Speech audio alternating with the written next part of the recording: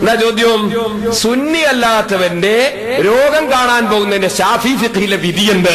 മറുപടി വന്നോ നിങ്ങൾ ഇതുവരെ? പിന്നെ എന്റെ ചോദ്യം, സുന്നി അല്ലാത്തവന് വേണ്ടി പണ്ഡിതന്മാർ മഴ നേടി കൊടുക്കുന്നതിന്റെ ഫിഖ്ഹിലെ വിധിയുണ്ട്. സുന്നി അല്ലാത്ത ഒരാൾ ഞങ്ങൾ മഴ കിട്ടുന്നതിനെ പോലെ ഒന്നും ദ്വാരം നോക്കാൻ പറ്റുമോ? പറ്റൂല എന്നാ ഫിഖ്ഹിന്റെ കിതാബിലുള്ള എടുത്തു നോക്ക്. ഹാഷിയത്തുൻ നിഹായ. സുന്നി അല്ലാത്തവൻ വന്നിട്ട് ഒരു മയക്ക് വേണ്ടി ദ്വാരം കൊടുക്കാൻ പറ്റൂല എന്നാ. നേരെ മറ്റേ അമുസ്ലിമീങ്ങൾ പറഞ്ഞാലോ? ഒരു ദിമ്മിയായ അമുസ്ലിമി, നമ്മളുമായി കരാറിൽ ഏർപ്പെട്ട് സൗഹാർദ്ദത്തിൽ ജീവിക്കുന്ന അമുസ്ലിമീങ്ങൾ വന്ന് പറഞ്ഞ് മുസ്ലിയാരോപ്പളെ ഒന്ന് മന്ദിർ ഞങ്ങൾക്ക് ദ്വാരം നേരണോ, ഞങ്ങൾക്ക് വെള്ളമില്ല, ഞാൻ അമുസ്ലിമിന് ദ്വാരം കൊടുക്കണോന്നാ. അമുസ്ലിമിന് പ്രാർത്ഥിച്ചു കൊടുക്കണം, സുന്നി അല്ലാത്തതിന് പ്രാർത്ഥിച്ചു കൊടുക്കരുത്.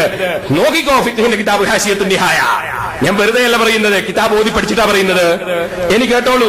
സുന്നിയല്ലാത്തവര് മരിച്ചാൽ അവരുടെ പേരിൽ ജുമഅക്ക് ശേഷവും മറ്റും പണ്ഡിതന്മാർ ഇമാമായി ഗായിബായ മറഞ്ഞ മയ്യിത്ത് നിസ്കരിക്കുന്നത് ജായിസ് അല്ല. ഇത് പണ്ഡിതന്മാർക്ക് ഹറാമും സാധാരണക്കാർക്ക് കറാഹത്തുമായിരിക്കും.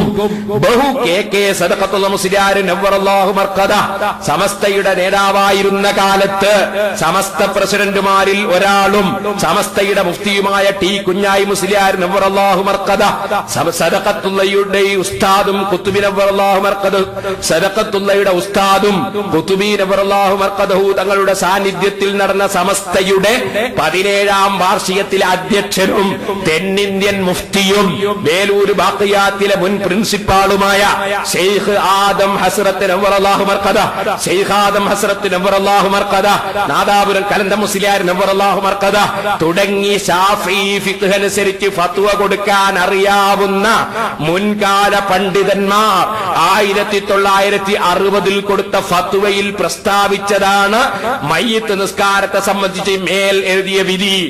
ഈ ഫത്വകൾ ശാഫിഈ ഫിഖ്ഹിലെ പ്രാമാണിക ഗ്രന്ഥങ്ങൾക്കെതിരല്ലെന്നും മറിച്ച് അനുകൂലമാണെന്നും അവർക്ക് വേണ്ടി, ആർക്ക് വേണ്ടി?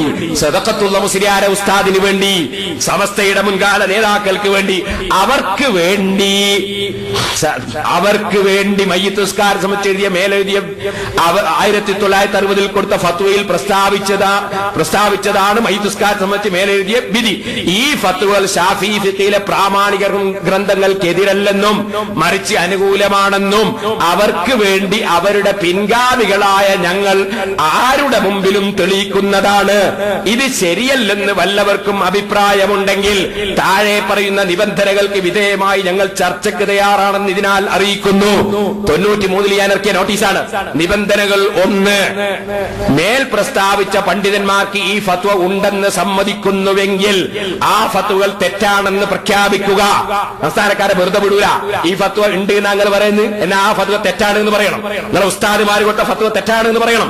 2, ഫത്വ തന്നെ ഇല്ലെന്നാണ് അഭിപ്രായമെങ്കിൽ, ഫത്വ തന്നെ ഇല്ല ഞങ്ങൾ പറയുന്നത്, ഫത്വ തന്നെ ഇല്ലെന്നാണ് അഭിപ്രായമെങ്കിൽ ഉണ്ടെന്ന് തെളിയിച്ചാൽ അഭിപ്രായം മാറ്റുമെന്ന് ഉറപ്പു തരിക. ഫത്വ ഉണ്ട് ഞങ്ങൾ തെളിയിച്ചു തരാം, നിങ്ങൾ അഭിപ്രായം മാറ്റും, നിങ്ങൾ ഉറപ്പ് തരണം. ഫത്വ ഇല്ലാന്നാ പറയുന്നെങ്കിൽ. 3, മേൽ പറഞ്ഞ വിധം സുന്നിയല്ലാത്തവർക്ക് മറഞ്ഞ മയ്യിത്ത് നിസ്കരിക്കുന്നത് വുജൂബ്, സുന്നത്ത്, മുബാഹ്, കറാഹത്ത്, ഹറാം എന്നീ 5 വിധികളിൽ ഏതിൽ പെടുന്നുവെന്ന് വ്യക്തമായി എഴുതി തരിക. നിങ്ങൾ ഇത് ഹറാമില്ല കറാഹത്തിലാണോ പോരാ, പിന്നെ എന്താ ആവുക എന്ന് പറയണോ?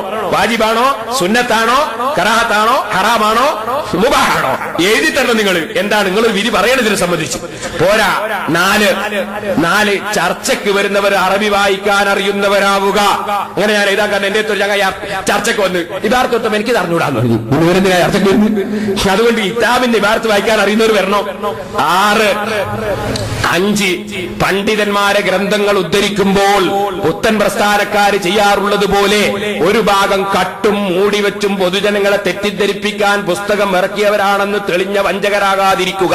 പിന്നെ അതിനുശേഷം പണ്ഡിത സംസ്കാരം വെച്ച് പുലർത്തുന്നവരാവുക. അത് ഞാൻ പറയാൻ കാരണം നിങ്ങൾ കണ്ടില്ല, ഇപ്പോ നേരത്തെ ഒരാൾ എഴുതിയാ പറഞ്ഞില്ലേ, എന്ത് ഹിന്ദുക്കളായ ടീച്ചർമാർ റൂമിലിട്ട് പൂട്ടി. ആ ജാതി മനുഷ്യന്മാരോട് ചർച്ചയ്ക്ക് വെച്ച് കഴിഞ്ഞുണ്ടോ? അവ പണ്ഡിത സംസ്കാരം വെച്ച് പുലർത്തുന്നവരാവുക. ഇനി വേറൊന്നും കൂടി ഞാൻ എഴുതി കൂടി വായിച്ചേക്കാം.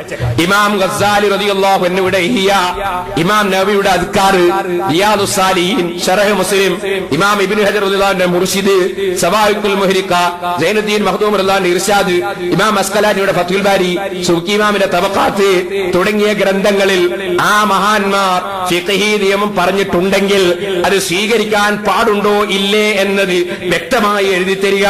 ഒരു കാര്യം ഫിഖ് ആകണമെങ്കിൽ ഫിഖിന്റെ ഗ്രന്ഥത്തിൽ തന്നെ എഴുതി കാണുമെന്നുണ്ടോ ഇല്ലേ എന്നത് വ്യക്തമാക്കുക. ഈ നിബന്ധന പാലിച്ചു കഴിഞ്ഞാൽ ചർച്ചയ്ക്ക് എപ്പോഴും ഞാൻ തയ്യാറാണ് എന്ന് പേരോടത്രമാ മുസ്ലിയാർ ഒപ്പ്. അന്ന് ഞാൻ നാദാപുരത്തും പരിസരത്ത് ഇറക്കിയ നോട്ടീസാണ്. ഇന്ന് വരെ ഇതിലെ ഒരൊറ്റ വിഷയം അപ്പുറത്തുള്ള കക്ഷികൾക്ക് മറുപടി പറയാൻ കഴിഞ്ഞിട്ടില്ല. അള്ളാഹുവിന്റെ തൗഫീഖ് കൊണ്ട് ഈ ജന്മത്തിൽ നിങ്ങളെ കൊണ്ട് സാധ്യവും അല്ല. അതുകൊണ്ട് ഞാൻ നിങ്ങളോട് പറയുന്നത്, നിങ്ങൾ വെറുതെ ആളുകളെ കറക്കണ്ട. നിങ്ങൾ കുറെ പുതിയ മസാലക്കാരാണ്.